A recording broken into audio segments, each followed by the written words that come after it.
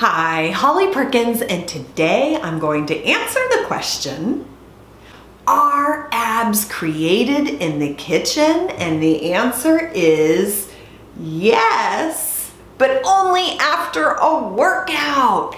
Yes, absolutely. How you're eating influences what your tummy looks like. But I'm going to give you a tip. If you have a foundation of lean muscle, it changes the game. It is huge. And so while it is important to look at what you're eating and how you're eating, it actually is maybe even more important to make sure that you have, number one, a strong foundation of strength training and lean muscle. It's everything. Strength training changes how your body processes carbohydrates.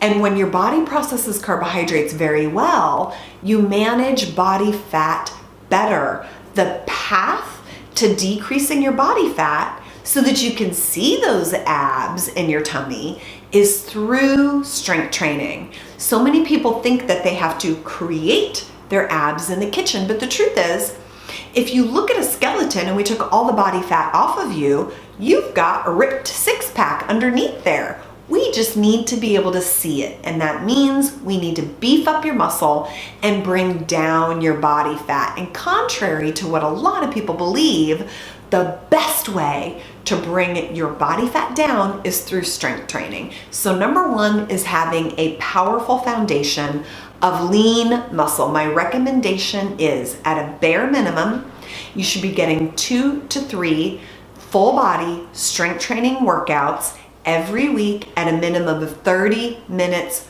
per session.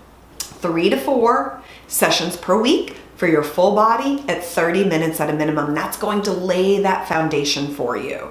And then number 2, yep, those abs are going to be revealed in the kitchen. Now, it's not only what you're eating, but it's also how are you eating.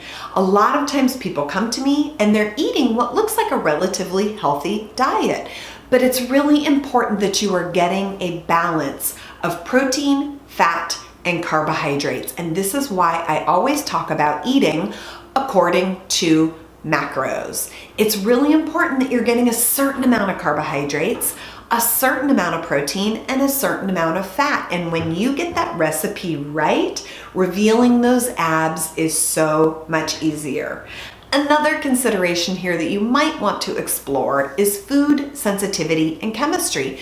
Some of us do really well on dairy and some of us don't. Some of us do really well on grains and some of us don't. So you might want to take a look at your digestion and how your body processes the foods that you're eating that you think are healthy. You might think that whole grain oats are fantastic and nutritious, but they might not function very well in your body. So it's really worth your time to look a little closer and see what are the foods that work really well for you. And lastly, the icing on the cake, pun intended, is cardio. Once you have that foundation of lean muscle mass, and then you're working on your nutrition in the kitchen, the icing on the cake is to utilize weekly cardio workouts to help your body burn fat. Notice that I made cardio the third thing on the list, not number 1. I actually don't find cardio as your primary effort for burning fat the best way to approach it.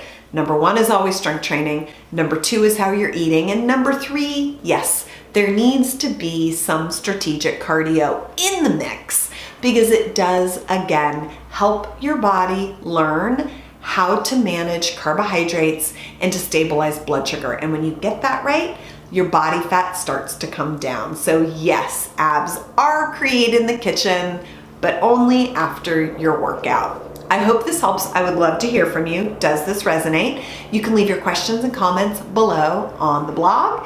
And as always, we'll be having a very fun and interesting conversation about this tomorrow on my next episode of Live with Holly. I'm live every Wednesday, 4 p.m. Eastern on Facebook and Instagram. I hope to see you there.